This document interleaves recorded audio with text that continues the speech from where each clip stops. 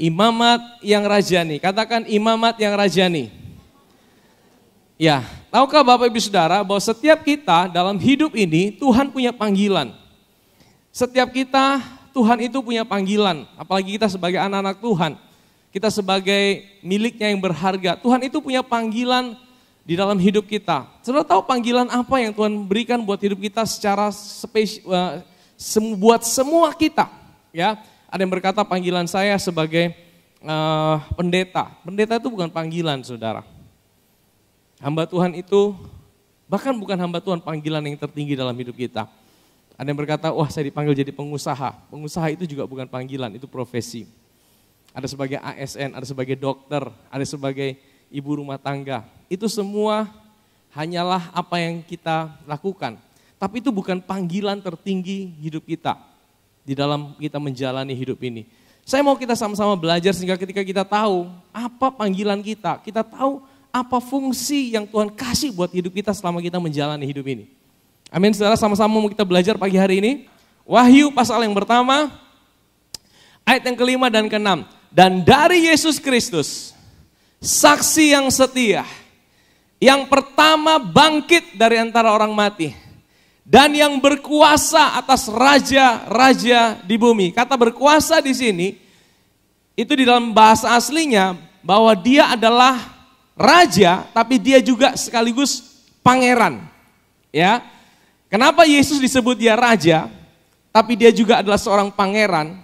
Karena raja itu bicara tentang sebuah otoritas, saudara. Ya, Yesus lahir itu bukan untuk jadi raja, tapi dia lahir memang identitasnya sudah raja. Makanya waktu dia lahir, kan di mana raja orang Yahudi? Dia bukan lahir jadi, kan setiap raja yang lahir itu pasti jadi pangeran dulu, betul? Tidak ada orang yang lahir langsung jadi raja. Nanti pada waktu dia diinaugurasi baru dia jadi raja. Tapi Yesus satu-satunya raja yang lahir. Dia langsung jadi raja. Tapi dia juga pangeran. Kenapa dikatakan dia pangeran? Artinya ada sesuatu yang dia submit. Pangeran dia submit kepada bapaknya, saudara. Bagi dia yang mengasihi kita dan yang telah melepaskan kita dari dosa kita oleh darahnya. Bagi dia yang mengasihi kita. Saudara, kalau kita baca firman Tuhan jangan cepat-cepat, saudara. Saudara tahu, dia yang mengasihi kita adalah dia yang tahu setiap keadaan kita. Kalau orang lain mengasihi saudara, mungkin dia hanya tahu saudara dari luarnya. Dia hanya kenal, wih ini orang baik ya, ini orang suka senyum ya, ini orang murah hati, ya kan? Tapi kalau ada orang yang tahu luar dalamnya saudara, ya, dia tahu baik buruknya saudara, ya, dia tahu sampai hal-hal yang memalukan dalam hidup saudara. Dan dia mencintai saudara. Itu baru saudara sungguh-sungguh saudara rasa saudara dicintai. Hanya Tuhan yang tahu setiap area kehidupan kita, luar dan dalam. Amin. Bahkan suami istri pun kadang-kadang tidak mengenal pasangannya sebaik Tuhan mengenal kita. Betul? Dia tahu semua area hidup kita. Dia tahu kegagalan kita. Dia tahu semua hal yang memalukan dalam hidup kita. Dan dia berkata, aku mencintaimu. Amin, saudara. Bagi dia yang mengasihi kita dan yang telah melepaskan kita dari dosa kita oleh darahnya. Yang telah membuat kita menjadi apa? Satu kerajaan, menjadi imam-imam bagi Allah, Bapanya. Bagi dialah kemuliaan dan kuasa sampai selama-lamanya. Ya, di dalam 1 Petrus 2 ayat yang ke-9. Tetapi kamulah bangsa yang terpilih, imamat yang rajani, bangsa yang kudus, umat kepunyaan Allah sendiri, supaya kamu memberitakan perbuatan-perbuatan yang besar dari Dia yang telah memanggil kamu keluar dari kegelapan kepada terangnya yang ajaib. Firman Tuhan katakan, tetapi kamulah bangsa yang terpilih. Saudara, kita ini dipilih sama Tuhan, saudara. Selalu kita bersyukur kalau kita dipilih sama Tuhan.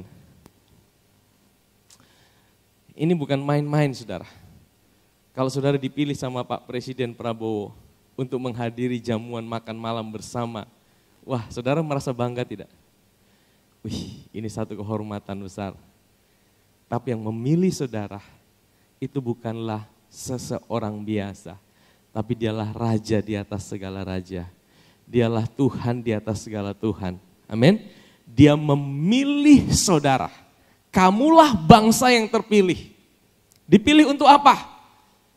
Menjadi apa? Imamat yang rajani itu artinya apa? Imam-imam dan raja-raja. Katakan bersama saya, imam-imam dan raja-raja. Apa artinya imam? Apa artinya raja? Imam itu punya fungsi apa? Di dalam perjanjian lama, tidak semua orang boleh datang sama Tuhan. Orang Israel biasa tidak boleh datang sama Tuhan. Makanya sampai sekarang di Israel itu, di sinagog itu bukan tempat berdoa. Di sinagog itu tempat mengajar. Tempat berdoa itu hanya di bait Allah. Jadi waktu orang berdoa, sebenarnya mereka tidak boleh datang sama Tuhan langsung. Mereka harus melewati perantaraan imam. Karena hanya imam yang punya akses untuk datang pada Tuhan. Imam itu yang bisa mempersembahkan korban. Orang biasa tidak boleh mempersembahkan korban. Ya, orang biasa bawa korbannya dibawa pada imam. Imam yang akan nanganin itu dan dibawa pada Tuhan. Imam yang punya hak akses untuk datang sama Tuhan. Ya, maka diwakili oleh satu imam besar. Imam besar pun itu 1 tahun 1 kali dia boleh masuk ke ruang Maha Kudus. Nah, itu fungsi imam. Imam itu boleh datang sama Tuhan. Orang biasa tidak boleh. Dan yang kedua, apa fungsi raja? Raja itu dikenal dari apa? Dari kata-katanya, saudara. Betul? Raja itu punya satu otoritas. Mari kita buka firman Tuhan, ya. Pengkhotbah 8 ayat yang keempat. Karena titah raja, apa? Berkuasa. Raja itu berkuasa karena titahnya. Saudara tahu kalau orang itu jabatannya semakin tinggi, dia kerja pakai otot atau pakai perkataan? Semakin tinggi dia punya apa? Jabatan. Semakin dia tidak pakai otot lagi. Tapi dia hanya pakai perkataan. Makanya raja itu dikenal dari apa? Dari perkataannya. Ya, dia punya kuasa. Dia berkata-kata dan perkataannya itu harus dilakukan, saudara. Jadi raja, karena titah raja berkuasa, siapakah yang akan mengatakan kepadanya, apakah yang baginda buat? Nah saudara, imam dan raja. Saudara tahu, manusia pertama waktu dijadikan, saudara bisa lihat ada fungsi imam dan raja. Waktu Adam dan Hawa diciptakan, Adam dan Hawa punya hubungan dengan Tuhan tidak? Adam dan Hawa bisa datang sama Tuhan tidak? Bisa, saudara. Bahkan dikatakan bahwa Adam dan Hawa itu bergaul dengan Tuhan di Taman Eden. Sampai bunyi langkah kaki Tuhan itu mereka tahu, saudara. Kalau saudara bisa sampai hafal bunyi langkah kaki seseorang, berarti saudara hafal. Saudara kenal baik dengan dia. Betul tidak, saudara? Ya. Kalau saudara tidak tahu orang itu, saudara belum pernah ketemu, bunyi langkah kakinya saudara tidak akan tahu. Tapi kalau saudara sudah kenal tiap hari bangun tidur, saudara tidak perlu buka mata. Nah, saudara tahu, wah itu siapa itu. Betul? Nah, Adam dan Hawa itu sangat dekat dengan Tuhan. Sampai titik di mana mereka jatuh dalam dosa. Akhirnya mereka tidak bisa datang sama Tuhan. Mereka takut datang sama Tuhan. Mereka kehilangan fungsi imam di situ, saudara. Mereka kehilangan fungsi imam di situ. Yang kedua, fungsi raja. Adam dan Hawa punya tidak fungsi raja? Taman Eden itu dibuat sama Tuhan, itu bukan supaya Adam dan Hawa gali tanah, ambil bibit, ditanam, skop kasih ini. Bukan, saudara. Taman Eden itu dijadikan Tuhan, semua sudah jadi. Adam dan Hawa bikin apa? Tuhan bilang ini, Adam, Hawa sini. Bosong lihat Bosong pun suka sah, mau kasih nama apa terserah. Dia lihat, ini ada binatang, gumuk besar ini, punya belalai. Kita kasih nama dia gajah. Nah, namanya gajah. Dia lihat binatang ini, ada tergantung di pohon. Beta kasih nama dia monyet.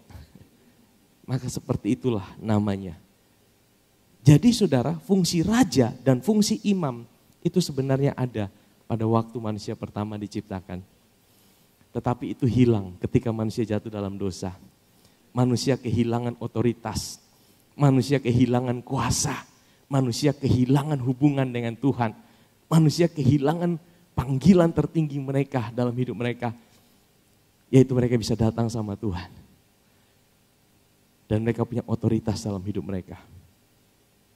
Bahkan di dalam perjanjian lama, saudara tahu ada 2 profesi yang paling tinggi derajatnya. Apa saudara? Imam dan raja. Tapi imam dan raja tidak bisa digabung. Imam ya imam, raja ya raja. Betul ya saudara? Saudara tahu? Di dalam perjanjian lama ada seorang raja yang berusaha mengambil fungsi seorang imam, akhirnya dihukum Tuhan. Namanya siapa? Nama siapa? Uzia. Uzia ini saudara, ini raja yang punya hati yang tulus. Ini raja yang mencintai Tuhan. Satu kali dia mau ambil perbaraan itu untuk bakar dupa di hadapan Tuhan, itu fungsi imam. Raja tidak boleh lakukan itu. Dia mau ambil fungsi imam dan akhirnya apa? Waktu dia baru berdebat dengan imam bilang, jangan raja, itu bukan tugas kamu. Tugas kamu bukan itu fungsi imam. Tapi dia bilang, tidak, saya mengasihi Tuhan, saya mau lakukan itu. Akhirnya apa? Waktu dia baru lakukan itu, dia langsung kena lepra atau kusta. Mulai dari dia punya testa, saudara. Dari kepalanya, kena kusta. Saudara tahu, karena Tuhan sangat menghargai pemisahan ini di dalam perjanjian lama. Karena akan digenapi oleh Yesus sendiri, saudara. Tapi saudara tahu, ada 2 tokoh di dalam perjanjian lama yang menjalankan, dia raja, tapi dia juga menjalankan fungsi imam. Ada yang tahu? Daud, ya betul sekali. Daud ini saudara, itu dia raja, tapi satu kali ya dia lari, dikejar-kejar Raja Saul saudara. Saya dapatkan 2 kali sebenarnya, dia melakukan kesalahan. Yang pertama dia makan roti yang disediakan hanya untuk para imam. Itu ada roti sajian itu di ruang kudus, itu tidak boleh dimakan oleh orang biasa. Tapi dia ambil karena dia lapar. Yang kedua, setiap kali dia diserang, dia terkepepet saudara. Apa yang dia lakukan? Dia ambil baju efod. Baju efod itu bajunya imam, tidak boleh dipakai oleh orang biasa. Bahkan oleh raja sekalipun. Dia ambil itu saudara, dan dia tanya sama Tuhan. Saya mau tanya sama saudara. Satu lagi siapa? Ada yang tahu? Siapa? Saul. Saul sempat ambil itu, dia dihukum Tuhan, saudara. Dia mau bakar korban, Tuhan marah sama dia. Satu lagi ada namanya Melkisedek. Melkisedek saudara, dia imam Allah yang maha tinggi, tapi dia juga Raja Salem. Dia imam Allah yang maha tinggi. Waktu dia datang, dia memberkati Abram. Dia kasih roti dan anggur. Dan kemudian apa? Tapi dia juga Raja Salem. Nama Melki itu raja. Zedek itu Zadik, raja kebenaran. Dialah raja kebenaran, the king of righteousness. Siapakah dia sebenarnya? Dia itu tipologi dari Yesus. Makanya hanya Yesus yang bisa punya 2 gelar ini. Dia imam, tapi juga dia sekaligus raja. Tapi saya mau bilang sama saudara, kenapa Daud itu sampai dia tidak dihukum Tuhan? Apa bedanya Daud dengan Uzia? Dua-dua sama-sama mengasihi Tuhan. Ya kalau Saul oke lah, dia melenceng. Tapi Uzia mengasihi Tuhan. Tapi kenapa Daud tidak dihukum Tuhan? Apa spesialnya Daud? Bukan Daud lebih baik. Daud dosanya lebih banyak. Daud gagalnya lebih banyak. Dia berzina, dia membunuh. Tapi kenapa Tuhan itu tidak hukum dia, sekalipun dia ambil fungsi imam, fungsi raja bersama-sama. Tahu rahasianya? Karena Daud mengerti hati Tuhan. Daud tahu apa isi hati Tuhan. Saudara mau tahu apa isi hati Tuhan? Saudara mau tahu apa isi hati Tuhan? Kolose 1 ayat 27, coba kita buka. Kepada mereka Allah mau memberitahukan betapa kaya dan mulianya rahasia atau mystery of the ages. Apa itu mystery of the ages? Apa itu rahasia yang tersembunyi berabad-abad? Apa rahasianya saudara? Kristus ada di tengah-tengah kamu. Kristus yang adalah apa? Pengharapan akan kemuliaan. Ini the mystery of the ages. Ini the core of the gospel. Ini hati Tuhan. Ini yang ada di hati Tuhan. Apa yang ada di hati Tuhan? Allah mau jadi satu dengan umatnya. Dan itu hanya bisa dilakukan di dalam Kristus. Itu hanya bisa dilakukan di dalam Kristus. Karena apa? Saya mau bilang gini, Kristus, dia bukan hanya Allah saja. Kristus atau Messiah, the anointed one. Sebenarnya itu bukan Allah, karena Allah tidak perlu diurapi. Kristus itu adalah waktu dia jadi manusia, Allah, dia diurapi. Dan saudara tahu, hanya Kristuslah yang bisa menyatukan yang ilahi dengan yang manusia. Waktu Yesus lahir di dunia sebagai manusia, dialah Kristus itu. Dan dua predikat ini, dia imam dan dia juga raja. Dia imam karena apa? Dia yang mewakili kita semua manusia. Hanya oleh karena dia kita bisa datang kepada Bapa. Amin saudara. Hanya oleh karena dia kita punya jalan masuk untuk bisa datang kepada Bapa. Dia adalah imam besar kita. Dia yang mewakili kita. Tapi waktu kita percaya kepada dia, kita juga dijadikan imam-imam dan raja-raja. Amin saudara. Waktu kita percaya kepada dia, saudara tahu kita dijadikan ciptaan yang baru. Saudara punya fungsi imam. Imam itu bukan hanya orang-orang yang melayani saudara. Bukan hanya orang-orang tertentu yang bergelar STH, MTH, DTH. Bukan hanya orang-orang yang pendeta, gembala, mengajar. Bukan saudara. Waktu saudara percaya kepada Yesus Kristus Tuhan, dia adalah Tuhan dan Juru Selamat hidupmu. Dan saudara percaya saudara tidak bisa menyelamatkan dirimu.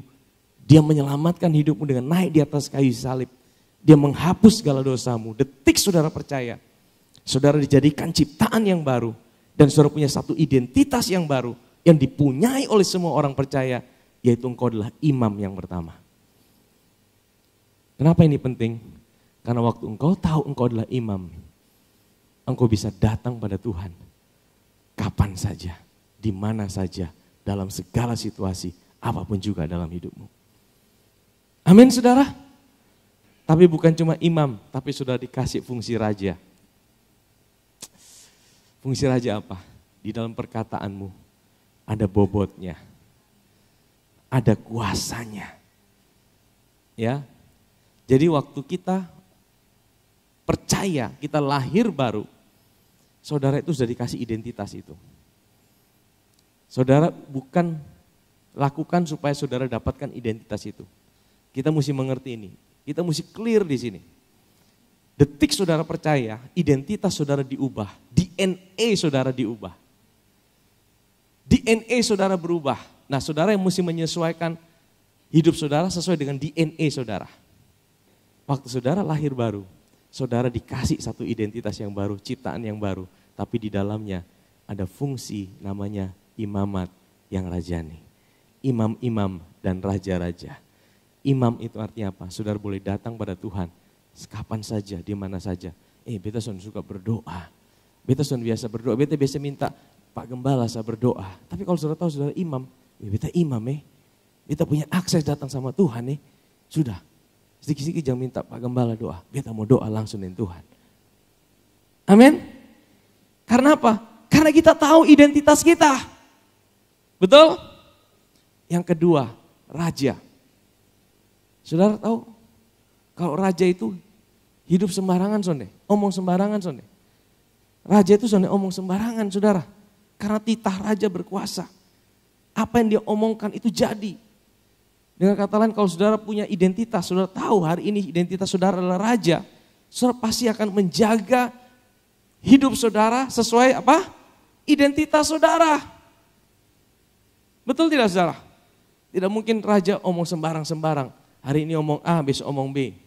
Ya kan? Apalagi kita punya raja di atas segala raja. Nah, mari kita baca saudara ya. Saya akan jelaskan di sini, ada satu rahasia di sini. Kenapa kita dijadikan imamat yang rajani? Tapi kamulah bangsa yang terpilih, imamat yang rajani, imam-imam dan raja-raja. Kamu adalah bangsa yang kudus. Tuhan tidak bilang kamu akan jadi kudus, tapi kamu bangsa yang kudus. Waktu engkau percaya pada Yesus, waktu engkau lahir baru, Tuhan kasih identitasmu. Engkau orang kudus. Engkau bukan akan jadi kudus, engkau orang kudus. Makanya satu kali Rasul Paulus itu cukup jengkel dengan jemaat di Korintus. Jemaat di Korintus itu jemaat yang kacau balau saudara.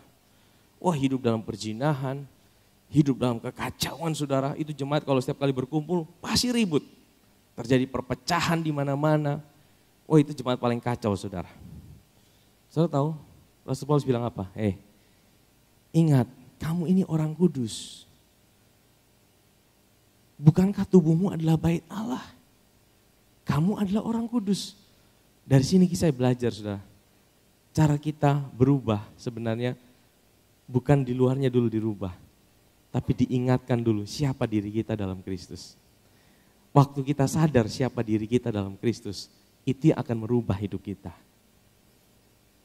Amin saudara. Kalau kita tahu beta raja kan, beta raja ini. Beta pangeran, karena apa? Karena beta diberikan identitas baru. Ya, firman Tuhan berkata 1 Yohanes 4 ayat 17, coba kita lihat 1 Yohanes 4 ayat 17.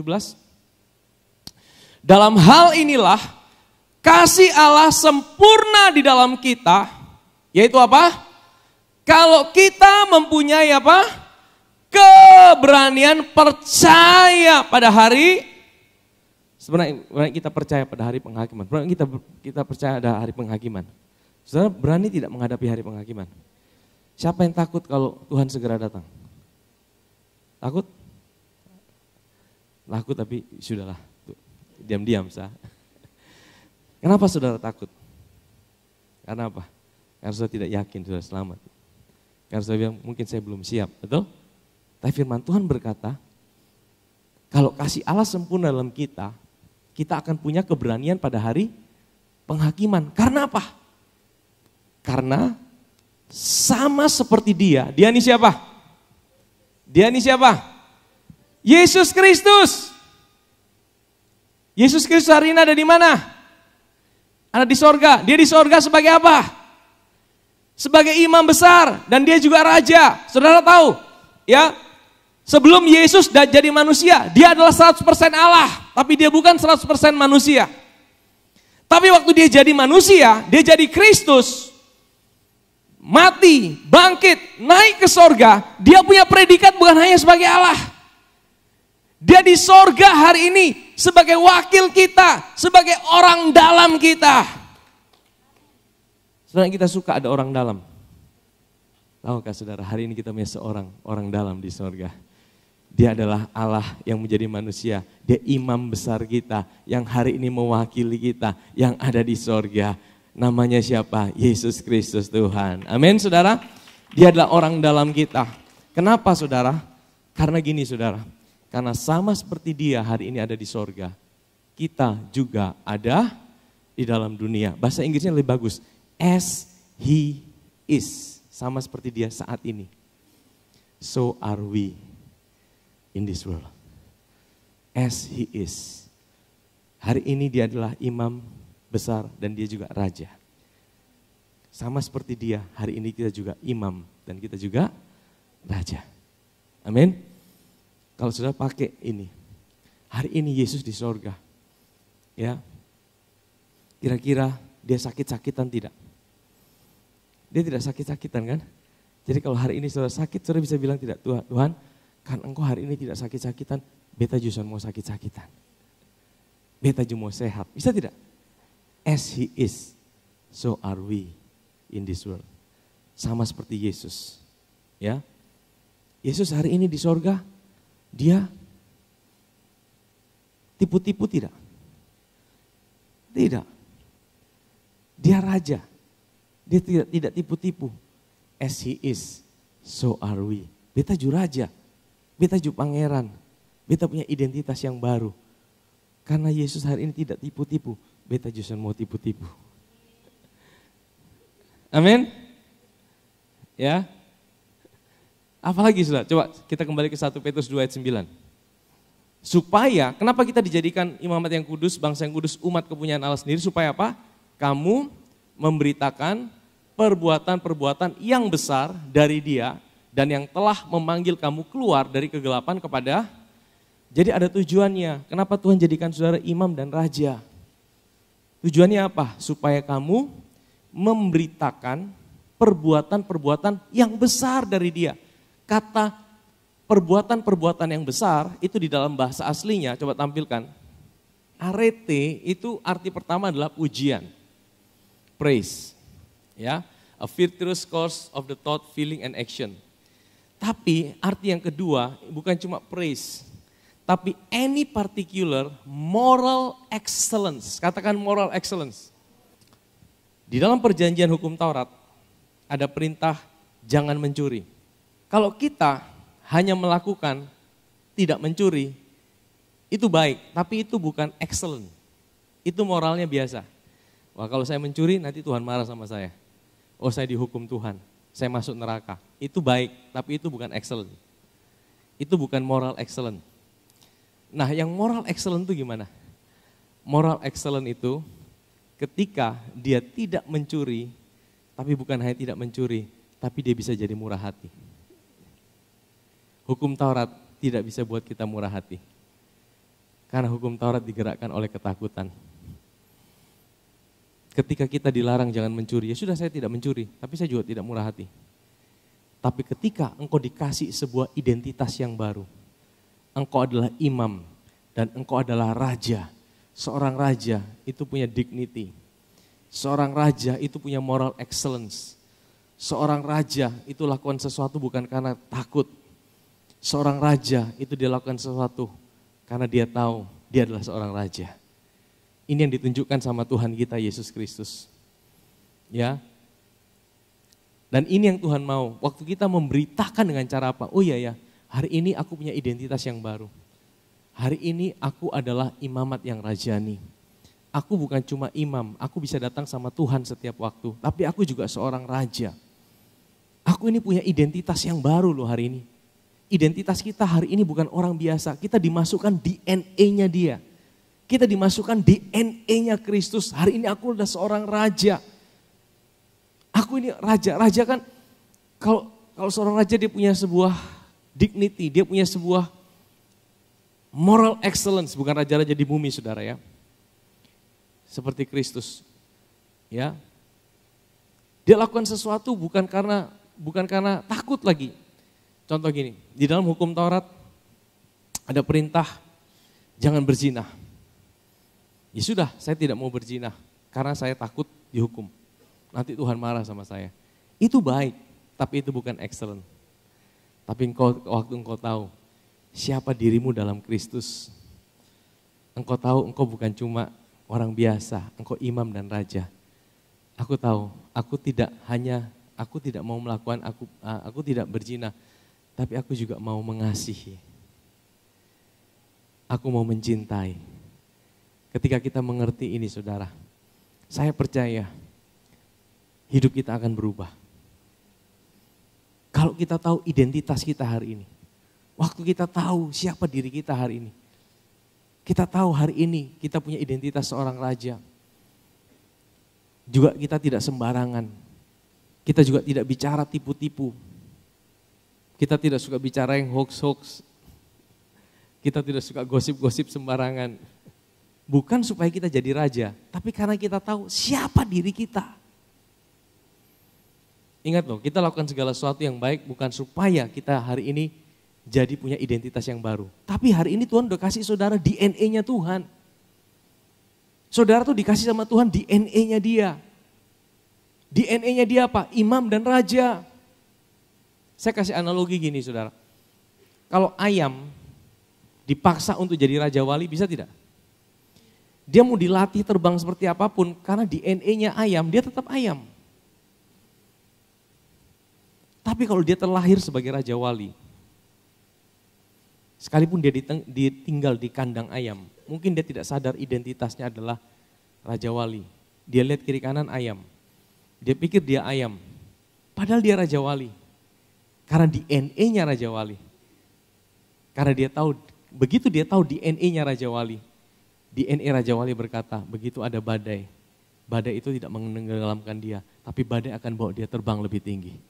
Bukan karena dia mau jadi Raja Wali, tapi karena dia adalah Raja Wali. Dia mampu terbang tinggi. Saudara tahu, waktu saudara lahir baru, DNA saudara dirubah sama Tuhan. Saudara dijadikan imam dan raja.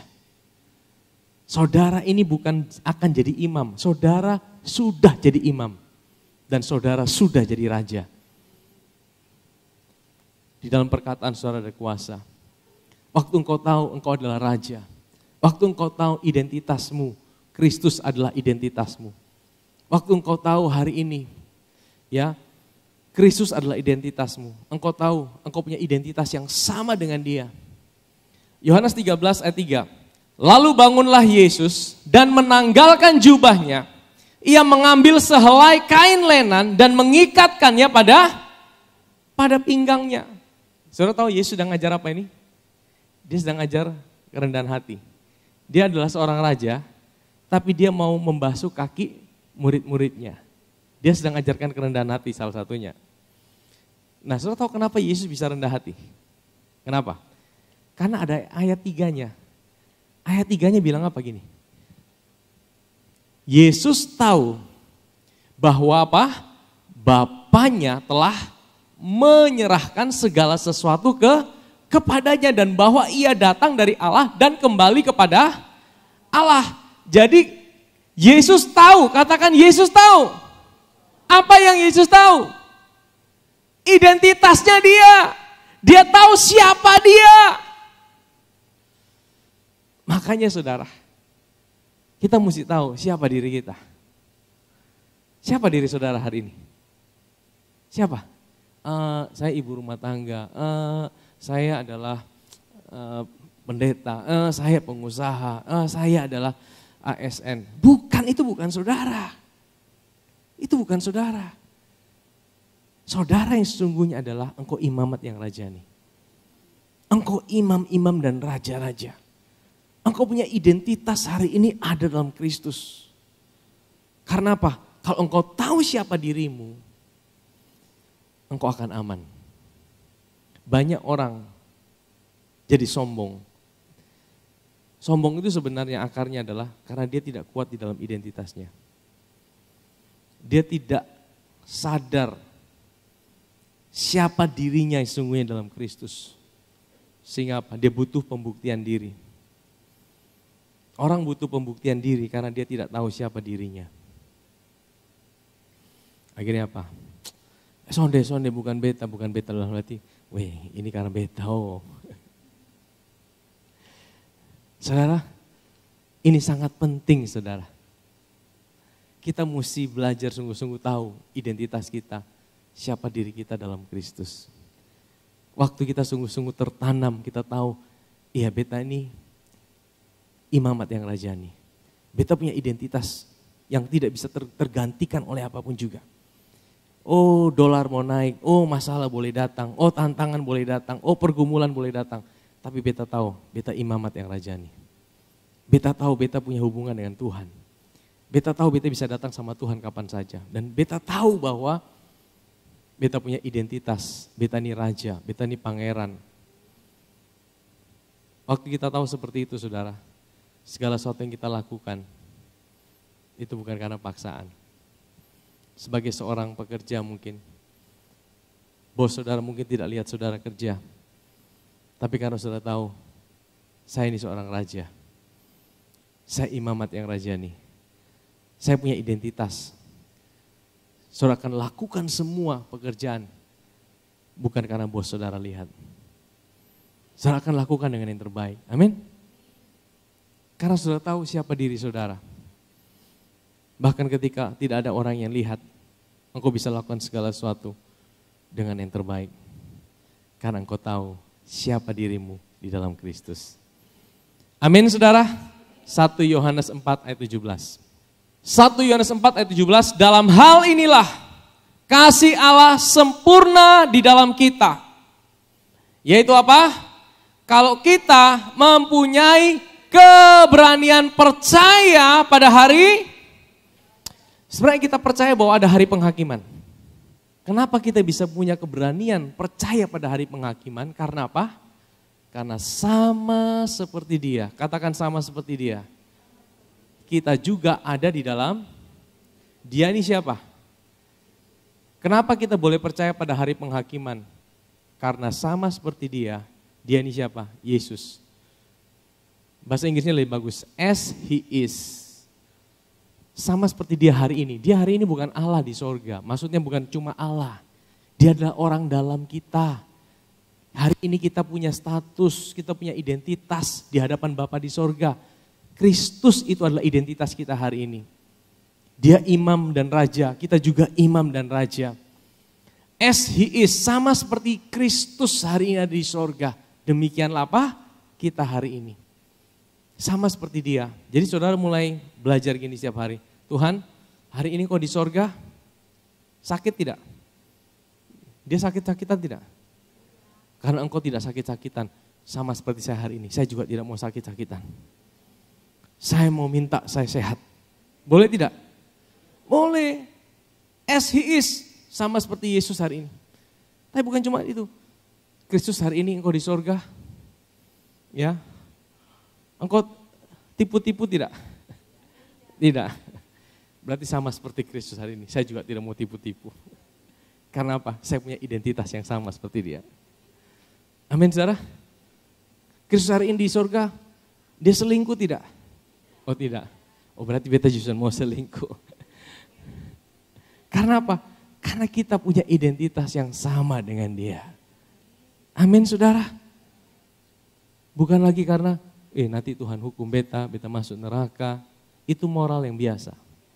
Tapi moral yang excellence adalah karena engkau tahu siapa dirimu hari ini dalam Kristus. Ini yang Tuhan mau. Kenapa Tuhan jadikan engkau imamat yang rajani? Imam-imam dan raja-raja.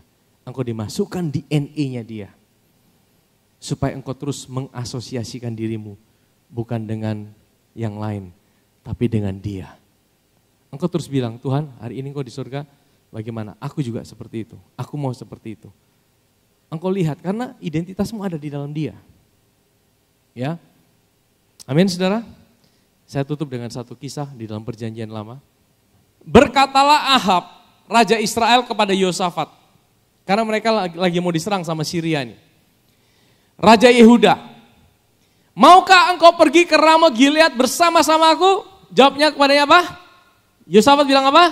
Kita sama-sama, aku dan engkau, rakyatmu dan rakyatku, aku akan bersama-sama dengan engkau di dalam. Saudara tahu, yang perang sebenarnya siapa? Israel Utara. Israel Utara tuh rajanya raja yang tidak kenal Tuhan. Israel Selatan, Yosafat itu sangat takut akan Tuhan, tapi dia buat satu kesalahan di sini. Dia bilang, aku sama-sama dengan kamu. Dalam bahasa Inggrisnya dikatakan, as you are, I am. Sama seperti engkau, aku juga. Nah ini mengingatkan pada kita, hati-hati kita berasosiasi dengan siapa, kita akan jadi sama seperti itu.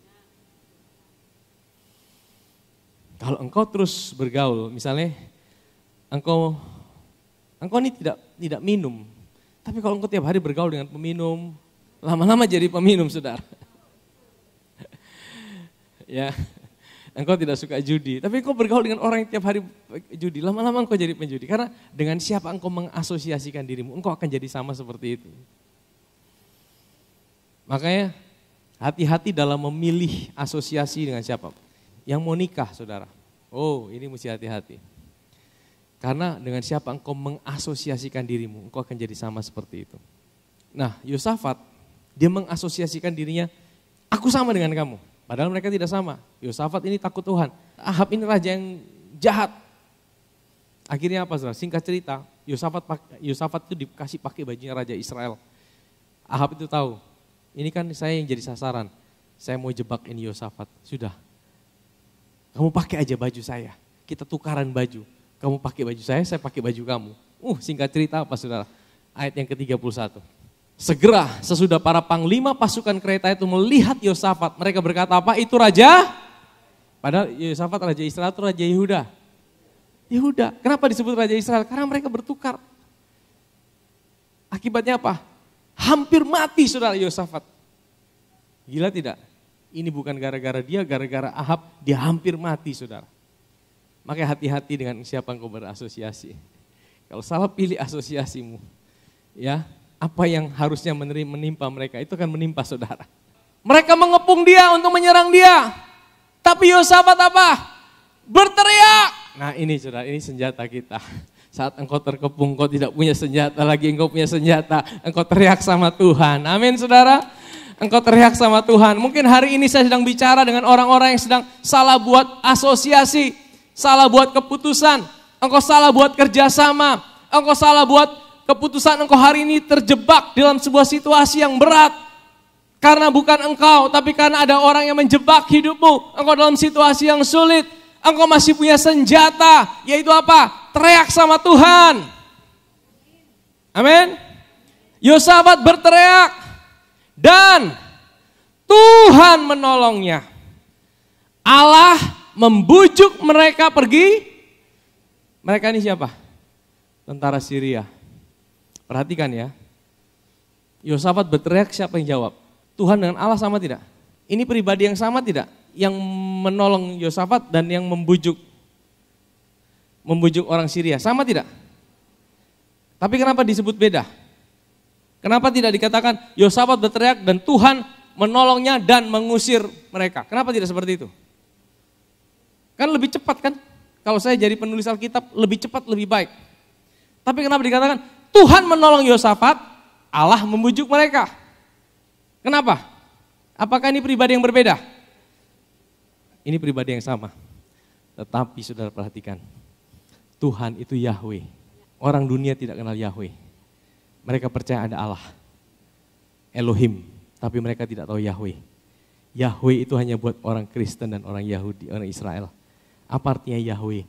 Covenant keeping God. Allah yang buat perjanjian. Hanya kita yang kenal Tuhan yang buat perjanjian. Di atas kayu salib, dia buat perjanjian buat kita. Amin saudara. Dunia hanya mengenal Allah. Makanya yang tolong Yosafat, Yahweh. Yang membujuk bangsa-bangsa lain, itu Elohim. Karena dunia hanya kenal Allah pencipta. Amin saudara. Kita punya Yahweh. Kita punya covenant keeping God. Kita punya Tuhan yang ada buat kita. Dan hari ini dia jadikan kita imam-imam dan raja-raja. Amin saudara. Makanya bagaimana kita mengasosiasikan diri kita hari ini. Lihat diri kita, lihat Kristus. Karena Kristus adalah identitas kita. Sama seperti Kristus hari ini, demikian hidup saudara dan saya. Semakin saudara lihat dia, semakin saudara tahu siapa diri saudara. Jangan ikatkan dirimu dengan situasimu, dengan keadaanmu. Tapi ikatkan dirimu, asosiasikan dirimu dengan siapa Kristus hari ini. Karena engkau tahu hari ini dia adalah imam besar kita. Engkau juga imam, amin. Dan engkau juga punya DNA raja.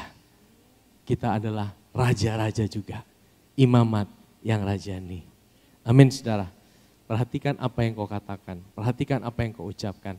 Karena setiap ucapan kita punya kuasa yang besar. Haleluya, mari kita bangkit berdiri.